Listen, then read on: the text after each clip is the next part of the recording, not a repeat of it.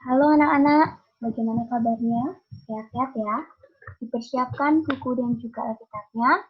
Mari kita mulai pelajaran pada saat ini dengan berdoa. Mari kita berdoa. Terima kasih Tuhan buat saat ini kami boleh dipertemukan kembali melalui pelajaran daring. Berkati Tuhan pembelajaran kami dari awal pertengahan hingga akhir. Dalam nama Tuhan Yesus kami berdoa dan bersyukur. Haleluya. Amin. Ya, anak-anak, hari ini kita akan belajar tentang remaja dan cita-citanya. Bahan Alkitabnya nanti bisa dibaca sendiri ya. Ya, kalau mendengar kata cita-cita, apa sih cita-cita? Cita-cita adalah suatu impian dan harapan seseorang di masa depannya. Apakah hanya itu? Bisa juga dikatakan tujuan hidup seseorang. Tapi bagi sebagian orang menganggap bahwa cita-cita itu hanyalah mimpi belaka. Benarkah? Jelas. Bukan. Cita-cita adalah tujuan hidup bagi manusia. Itu yang benar. Untuk mewujudkan cita-cita, perlu adanya motivasi. Lalu, apa sih motivasi? Ya, motivasi adalah daya penggerak yang telah menjadi aktif. Tujuannya apa motivasi? Motivasi memberi tujuan. Dengan adanya motivasi, maka akan terjadi suatu perubahan energi yang ada pada diri seseorang. Hal ini bisa terjadi karena adanya tujuan, kebutuhan hidup, dan keinginan dalam diri seseorang. Motivasi memiliki dua jenis. Yang pertama adalah motivasi intrinsik, yaitu motivasi dalam diri sendiri. Atau bisa dikatakan juga tanpa paksaan, tanpa dorongan dari orang lain. Lalu motivasi ekstrinsik apa itu?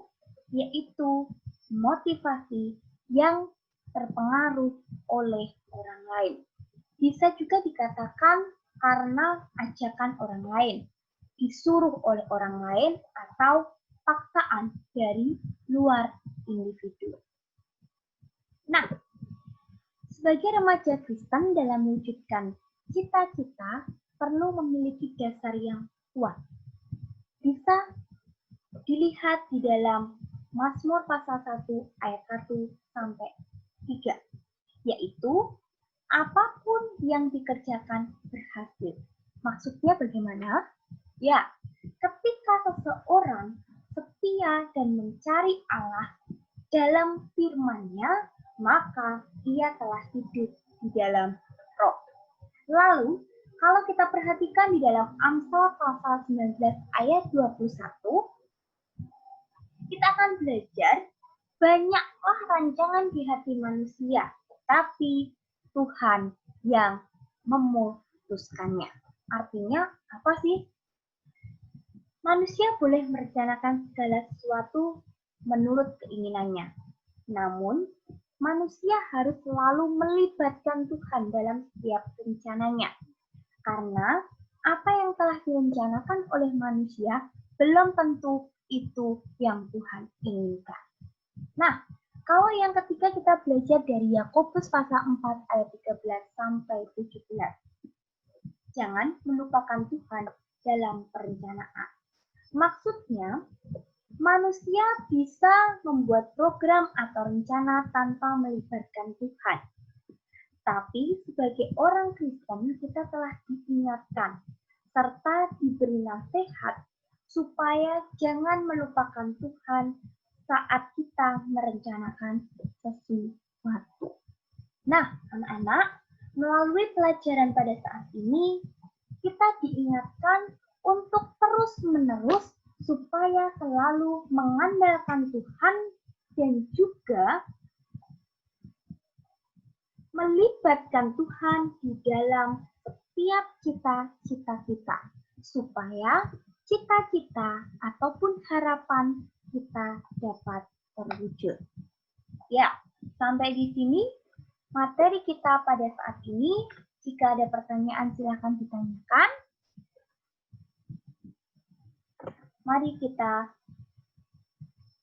berdoa. Terima kasih Tuhan buat saat ini karena Engkau telah memberkati pelajaran kami dari awal pertengahan hingga berakhirnya. Kami bersyukur Tuhan buat kasih-Mu karena Engkau selalu mengingatkan kami untuk terus-menerus melibatkan Engkau baik dalam cita-cita, harapan maupun setiap kehidupan kami. Hanya dalam nama Tuhan Yesus kami berdoa dan memohon pengampunan-Mu. Haleluya. Amin. Terima kasih anak-anak. Tuhan Yesus memberkati dan shalom.